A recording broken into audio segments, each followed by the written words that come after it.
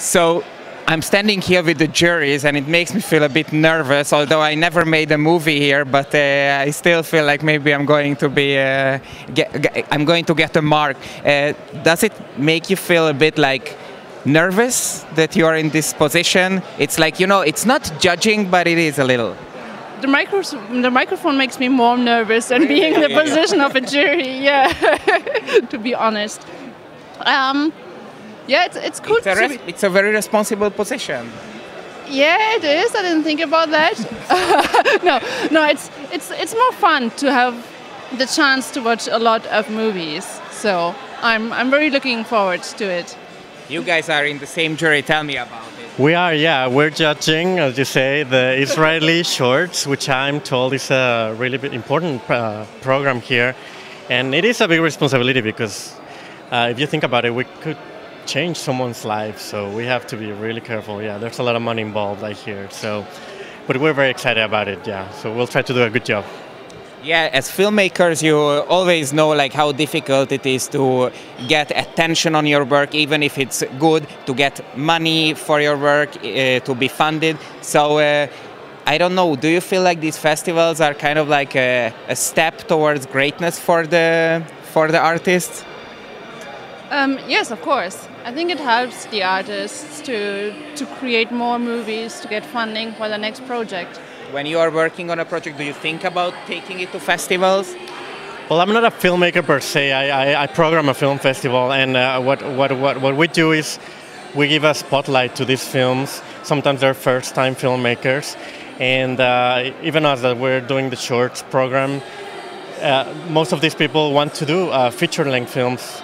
And yeah, this is like the first step to give them a platform and to go to the next step, as you mentioned, to be able to get money for the projects and to fund them and everything. So yeah, film festivals are a big part of that, and LGBT film festivals are really important, I think, because sometimes it's even more difficult to get funding or support for this kind of work. We're getting better, but it's still a big step. Yeah. Yes, and sometimes even these festivals are, people are trying to shut them down. It even happens around here. Well, you are in a totally different jury, so do tell me about that. I'm on the documentary jury. Oh, that's even more serious. It is, I think. It's very much responsibility. I hear that people are watching much more documentaries than 10 years ago. I read the survey about it. Why do you think that is? Is it because of Netflix and all these documentary-based fun things what people call a documentary? Or you think documentary finally arrived to a place where it really belongs and people are genuinely interested?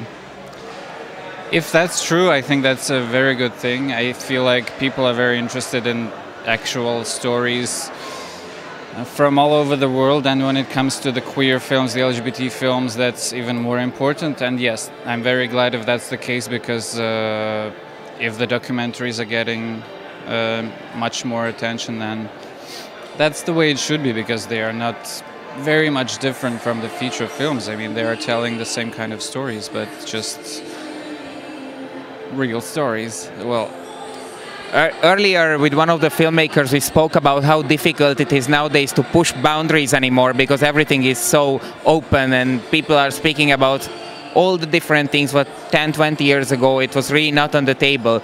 Do you think it's still possible to surprise, to shock with the documentaries?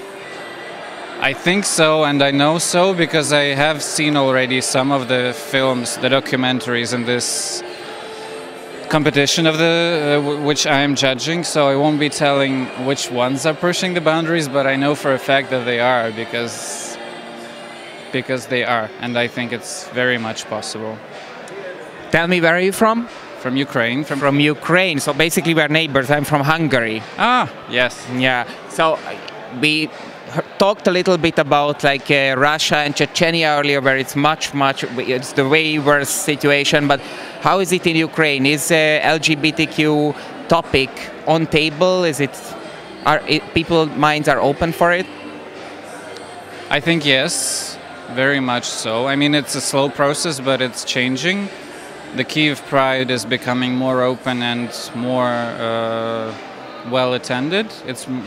Last year I think it was 4,000 or 5,000 people.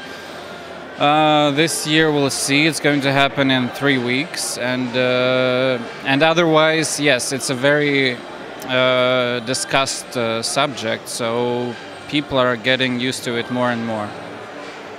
So we did a roundabout. We are doing a roundabout. Where is everybody from? Hamburg, Germany. Germany, okay. I'm all the way from Mexico. Mexico, wow. So yeah, we are very, very international here at this moment.